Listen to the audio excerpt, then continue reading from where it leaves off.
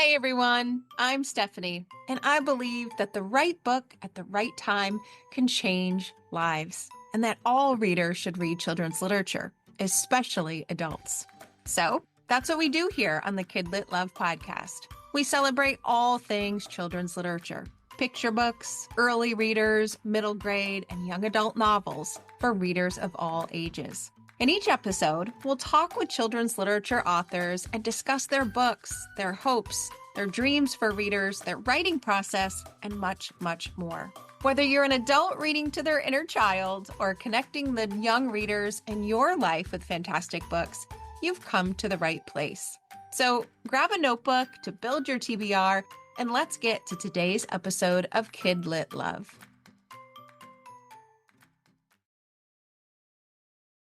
Hey everyone, welcome back to another episode of the KidLit Love podcast. I'm Stephanie Affinito, your KidLit loving host, inviting you back to another bookish conversation with a children's literature author. Today, I'm talking with Julia DeVillers. Julia is a best-selling and award-winning author of middle grade and young adult books. Her books have sold millions of copies worldwide, and one even became the Disney Channel movie Read It and Weep. She's here today to talk about her newest release, Meet Me at Wonderland. This is the perfect rom-com for readers who have grown out of the friendship-driven middle grade reads and are ready to explore romance at an age-appropriate level. It's a delight. It is perfect for summer reading, and I can't wait to talk to her about it. So we're going to get right to the episode. Julia, welcome to KidLit Love. I'm so glad you're here today. Stephanie, thank you so much for having me. Oh, I'm so excited. As I mentioned, the book was a delight to read. It was perfect to read in the summer season that we're in. And as I will likely talk about later, I have this wonderful local connection to it. So I can't wait to dive into the details. But before we get there, I do just want to hear about you. I always love hearing about authors' journeys through children's literature, and yours is an exciting one. So tell us the details. Thank you. Thank you. I will try to be as exciting as you just hyped me up to be. But it is exciting. It's a dream to be an author, and to be a middle grade author is sort of a lifelong dream. So it all started back, and this is really fun to be on this podcast right now because this is sort of a breaking news update to a story that I tell when people ask me, when did I first know I wanted to be an author? And I tell the story about how in first grade, I had a teacher, Mrs. Guest, who, when I was finished with my schoolwork, would let me write stories and illustrate them. And then she would photocopy them and hand them out to the class to read. And she would call me the author. And I loved that my classmates would say, "Oh, your story was really good." And early on, I learned my strengths because I said, "Oh, what do you think of the pictures?" And they go, not so much, ask a 6-year-old if you want brutal honesty. Yes. But what was really cool about this story now is I just launched my new book, Meet Me at Wonderland, and I had a hometown bookstore launch. And guess who came for the very first time when to my bookstore launch? Mrs. Guest, my first grade teacher. Oh She's my in God. her 90s. And she said, "I don't get out much anymore, but I'll come to this." So she sat there in the front row. I gave her a front row VIP seat, of course, in the audience. And as I was telling the story, I really got choked up. So that's the early writer days. But then jump ahead to when I got published. There was a long journey along the way where I actually lost my confidence in writing in middle school. Because, middle school years, a lot of people lose their confidence in various things. And I was really passionate about writing. I didn't like being critiqued. I started to feel embarrassed. So I stopped writing for a while. Never thought that I could actually be an author. Flash forward to my life. I worked a couple jobs. One of them inspired Meet Me at Wonderland, which I'll talk more about later. And I, was a college bartender. I worked a little in advertising. I worked in educational publishing. But I thought, I went to school for journalism. I had my master's in journalism, but I took a class in children's literature. And the professor, halfway through the semester, she said, "Can you come talk to me, please?" She said, you have read all these books. And I said, of course, everybody has read all these books. I was a huge book nerd. My twin and I always won the local colony town library, book Yeah. contest. And she said, you're really into this. I think this could be your thing. So I made it my concentration, and I've been in children's literature ever since, still never dreaming I could be the author. But I pitched and sold a nonfiction book called Girl Wise, and it was an advice book for teen girls. And that was really exciting. And then I tried to write my first novel. Now, I don't want to say like, oh, out of the blue, I wrote a first novel. I've always been writing. But I sat down and I wrote, and this novel sort of poured out of me. And it was about a 14-year-old girl who was embarrassed about her writing and only wrote in her journals and her diaries and didn't want to share her writing with the world, which, as I just said, was me back then, right? So I wrote that book, and that became my first novel, which was called How My Private Personal Journal Became a Bestseller, which was turned into the Disney Channel movie, Read It and Weep. And ever since then, I've loved being in the middle grade and a little bit of dabbling in the YA space. First of all, I love your story because I teach children's literature at my university. And so I get the love that can happen there. And I see the sparks that go off in some of these pre-service teachers, at least in the classes I teach, in their eyes of what will my role be? Like, will I be the teacher pressing the books into the hands? But I do see when those sparks of ideas of books just kind of go into someone and don't let go. And I love how you answered that call rather earlier than some other authors who maybe take windier paths. And not only did you end up in books, but you ended up on the screen too, which I was so excited to ask my daughter. I'm like, did you watch that? She's like, yeah, I watched that. I was like, I am talking to her tomorrow. I was like, I got some street cred in my family from from talking to you today. Well, you are welcome. Yeah, I love so to hear that. so exciting. Now, you've got multiple books under your belt, of course, but the one we are talking about today is your newest release, Meet Me at Wonderland. I cannot wait to talk about this one for lots and lots of reasons. But for listeners where this book is new to them and they haven't read it yet, I'd love for you to give them a little preview of what the book is about and give us the backstory on the inspiration behind how it came to be. Meet Me at Wonderland was inspired by one of my most embarrassing moments when I was a teenager. And it is inspired by my high school job at Chuck E. Cheese as Chuck E. Cheese. So, Meet Me at Wonderland. I'll read you the back copy because I just love it so much. It's a short. Rule number one at Wonderland Amusement Park: don't lose your head, specifically when one is dressed as Morty the Moose, the official park mascot. For Coco, that's easier than said than done on her first shift at her family's business, especially when she loses her smelly moose head in front of the hottest boy she's ever seen. Henry is amused by the cute girl in the awkward moose costume. He'd much rather be playing soccer, but after busting his ankle, Henry is stuck working at the park.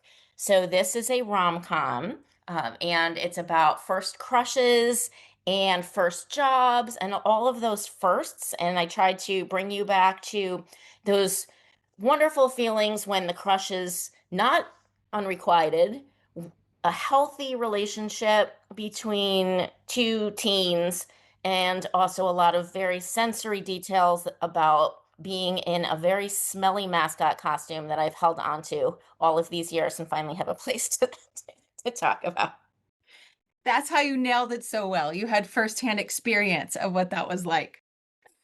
Sad but true. This pain will be useful to you someday. Is Yes. So I love that you said it's a lot of firsts. It's all of the first. And I feel like this is a niche of a genre, so to speak, that we need. It's, as I mentioned in the opening, it's for readers who are ready to move on from only that middle grade friendship driven plot to dipping their feet perhaps into moving into that YA space, but might not be there yet. And so there needs to be something else, something different, something to meet that need. And I'd love for you to talk about that because I feel like this book is such a special, it's a special book at a special time for a reader. Thank you. Yes, it is an upper middle grade book, which is a genre that my imprint at Simon and Schuster is leaning into a bit because there is that space between, there's a difference between an 8-year-old and their relationships and a 13, 14-year-old and their relationships. And YA books are obviously phenomenal for romance, but upper middle grade is sort of sitting in that space between, the young and the YA scene right now. Yeah. So talk to me about the process of writing it. How did you put yourself back in the costume and back in that time of life that, some of us want to run from, but I found myself enjoying, at least in the pages of your book, if not in non-real life. How do you put yourself back there and keep yourself there so well to really have it be a book that these upper middle grade readers can just dive into and feel so believable around them? There's a few answers to that. One of them is that for this book, I have a phenomenal focus group. I have some tweens and teens who I ask questions, everything from what color sneaker are you wearing today for Henry to what does it feel like to have your first crush? Because I really want it to resonate with today's teens and tweens. And, and sometimes the things that they're going through are different from what we went through. Yeah. Um, However, there's the universal themes of crushes, and those feelings are timeless. So this is this book had a little bit of a different backstory to how I got into character, and it came out of more of this pain will be useful for you. This is my first book since I had cancer. And I had really a rough time with the cancer. I was in the ICU for 5 weeks. Hospice was called. I really thought, they really thought this was it. So when I was medicated and hallucinating, there was a hospital mascot sticker on the wall. And I would say to the hospital mascot in the costume, "Oh, I was Chuck E. Cheese." I was just like you. And the doctors and nurses said they couldn't help it. They would laugh because, it's so out of the blue. The patient's going, "Oh, hi, I'm Chuck E. Cheese. Let's be friends." So Chuck E. Cheese was at the top of my mind. And when I healed, I wasn't sure if I'd ever write another book again. I had chemo brain. It took me a while to come out of it. So when I sat down to write, I'd been telling that funny story through all of that pain about how I wanted to listen to music from my teen years when I was sick in the hospital. I really was nostalgic at that time. So when I sat down to write, I talked to my editor. Actually, I went into Simon Schuster in New York City to see everybody again to say, "Hi, I'm alive." I saw my editor of my previous book, and we were talking. I told her a little bit about that story. And when she asked me, she's about doing maybe this upper middle grade rom-com, she said, we started talking about embarrassing moments. And I told her one of my most embarrassing moments as a teenager was being dressed as Chuck E. Cheese, sweaty and disgusting, smelling like I could still smell to this day, the costume of decades of teenage sweat in a rat costume, barely washed. And I went into the employee break room to take off my hat to be able to breathe clean air. And there was the cutest boy I'd ever seen in my life sitting there at the table, and he was filling out his job application. And as soon as I told her that story, she said, "There's your book."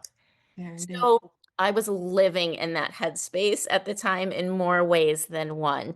But it's fun to really tap back into that because, all of those feelings, like think anyone listening right now, think about your first crush and think about the first time your crush liked you back. I mean, there's that giddiness, that nervousness, the excitement, and those are feelings that I think if you sit and think about it, they're fun to recapture. Yeah.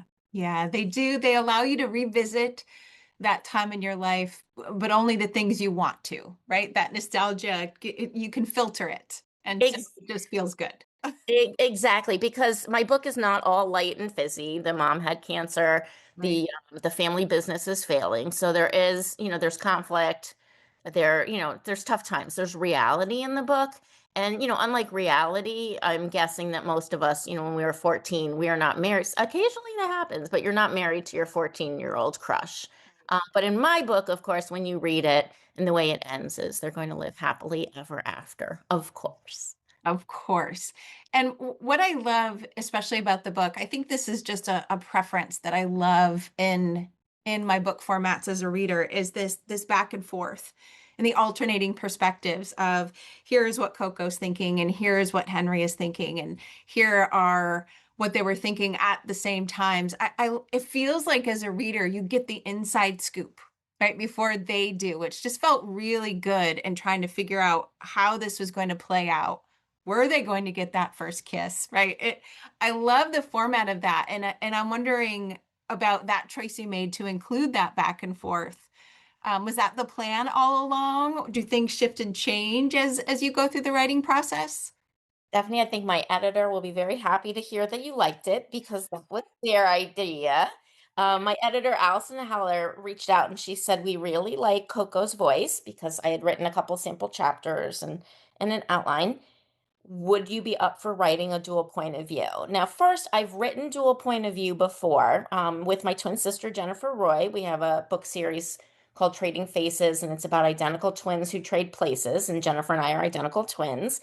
But that was another person I was bouncing back and forth, right? We also wrote books for the American Girl dolls, the 1990s dolls. And Jennifer and I wrote those together again, and we bounced back and forth. This was the first time that I ever bounced back and forth with myself, which sounds a little weird as soon as I. And it's the first time I've ever written as a boy. So it was a little intimidating, even after writing for so long. Every time you write a book, it feels brand new and you think, I can't do this, and oh no, and this is terrible. So that was a challenge for me. So what I did was I reached out and I asked my friends and teacher friends and librarian friends, do you know any teen boys who would be willing to talk to me for a focus group? And the outpouring I got was incredible. I mean, I'm sure their parents forced them at first, but the boys really opened up to me. I started with, what sports do you like? Who's your favorite soccer player?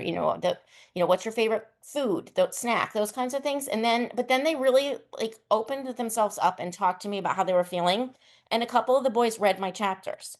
One of the boys went through and he said, "Oh, this if he looks like this is not the soccer position he would be playing." I mean, it was very linear. He gave me all the authentic facts to soccer. So that was great. And the other boys said, I would never say this. This is cringy. So the dual point of view turned out to be really fun because I want people to think, of looking at it, the same situation from a different perspective, right? You never know what the other person is thinking, but when you read my book, you do. You do, and you really feel like you are a middle grade, upper middle grade reader. Like it is so real and relatable. It's also at times awkward and at times flirty and at times just all sorts of middle grade things. And it makes so much sense now to hear you talk about the focus group. Uh, because my kids are a little bit older now. They're 18, they're 20, but reading it, I felt like I was just right there in that age group. And I know when you're that age reading books like that, the book just kind of wraps you up that much easier. It did. It just felt so real and welcoming. And then I was literally at Wonderland with your characters. Oh, that makes me so happy to Yeah. hear that. Thank you. Yes, shout out to all the teens who took the time and have asked to do it on my next book. So, um, Yes. really adore that, they were so helpful. And honestly, it's very funny to get, these feedback where they just cross out a line and they say cringe, cross out a line, say cringe. So, that's how there's a balance between what you remember and what your readers today want. It's a delicate balance, but I tried my best and Yeah. I had a great time writing this book. I loved Yes. I want to talk about the local connection because it. that's excited to share it with you. I didn't know where your book was set, but when I opened the first chapter and I read about the Adirondacks in New York, which is where I live right outside of, I instantly knew in my head, okay, it's one or two of these parks. I would love for you to talk about those local connections that you have because that's another reason why it felt so real to me as well. I could picture it in my mind. I really could get very strong sense of place. And I know I have a lot of local teachers who listen to me. So I was like, you have to read it and find yourself as a little kid in these most wonderful amusement parks. So just tell me a little bit about that and how that factored into the choices you made in the book. Hi, Adirondack and Capital District teachers and readers. I live in Ohio now, but I grew up in Albany, New York. And one of my happy places was when my parents took me to Lake George, which is a little north, which is up by where you live in the Adirondacks. Yep. And not only was there a fun lake with an arcade, like a strip that had arcades and fun things, but there were amusement parks. There were a small one, and there was one called, at the time it was Storytown. It's now Great Escape, Six Flags. It's gone through pure mutations. And when I wrote this book, it was very heavily based on this Great Escape amusement park. And I even, when I went back to visit my mom and my twin, who live in upstate New York still, we went to Lake George so I could scout it and make sure I got all the sensory details right. I smelled the pine air. There's the Adirondacks animals. Morty is a moose. There are a lot of moose puns in the book because moose are the unicorn of the Adirondacks. Yes. So yes, so this world is really what you're living in, and that coincidence to me is so wild Yes. because now I'm in Ohio, and that doesn't always happen. Yeah. I was so glad to make that connection. And I know it's always such a wonderful surprise when you feel like you know the location of the book. So it did. It made me quite happy. And I do have to ask, since you brought it up, what is your favorite moose joke in the book? Because I had a couple. I loved moosed up instead of messed up. I loved amusing instead of amusing. Do you have a favorite moose joke?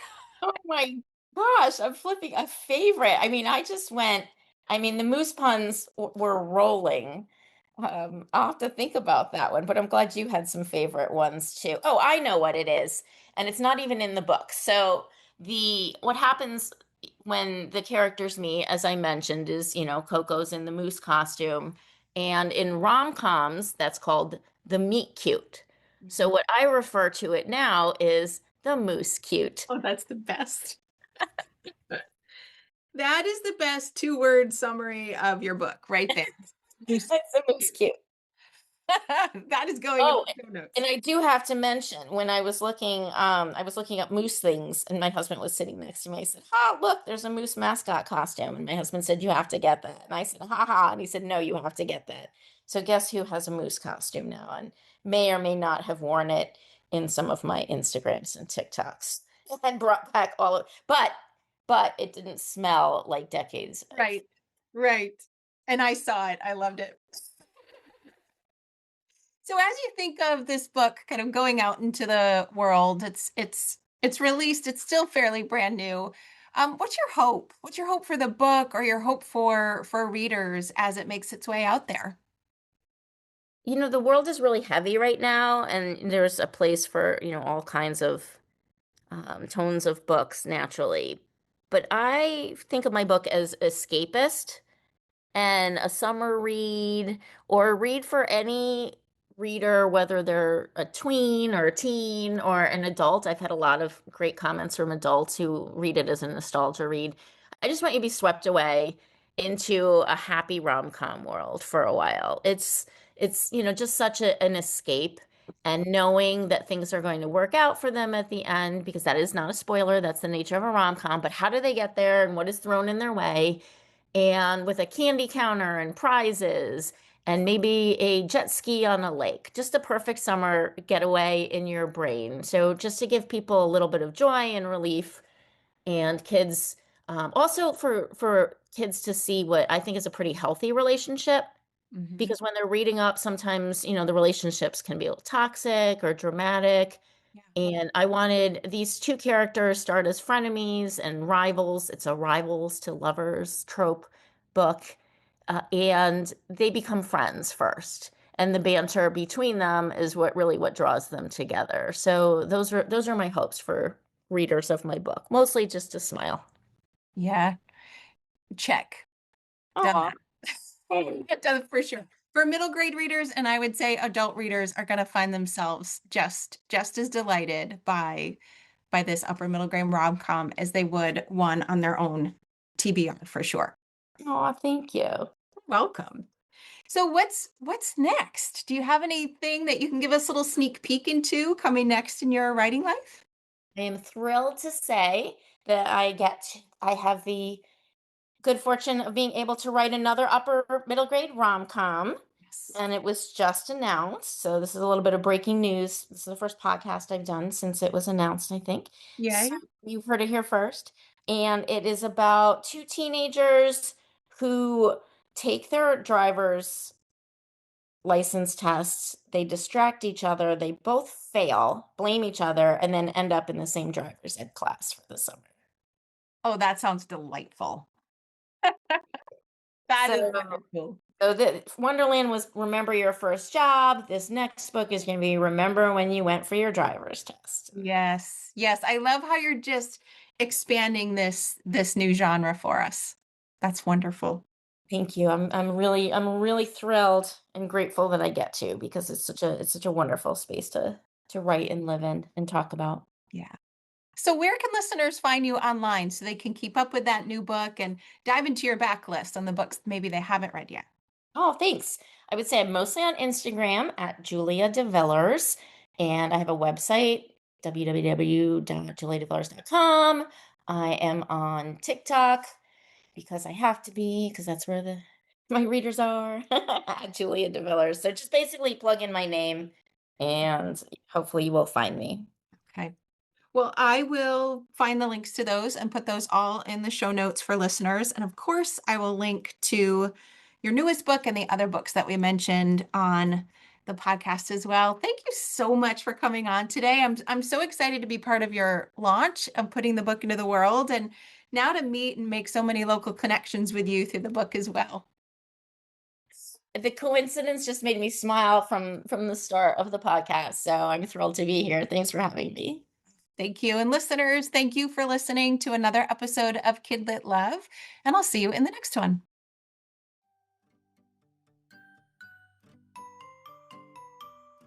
Thanks for listening to today's episode of the KidLit Love podcast. You'll find links to all of the books, resources, and ideas mentioned in the show notes and at alitlife.com. You'll also find KidLit Love on Substack.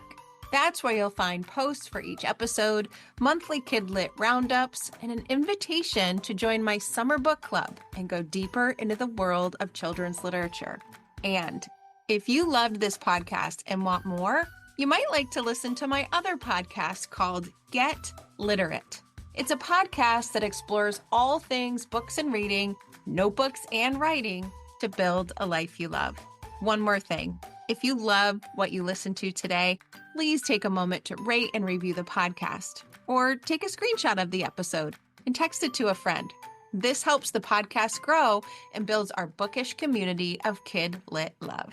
Thanks for listening.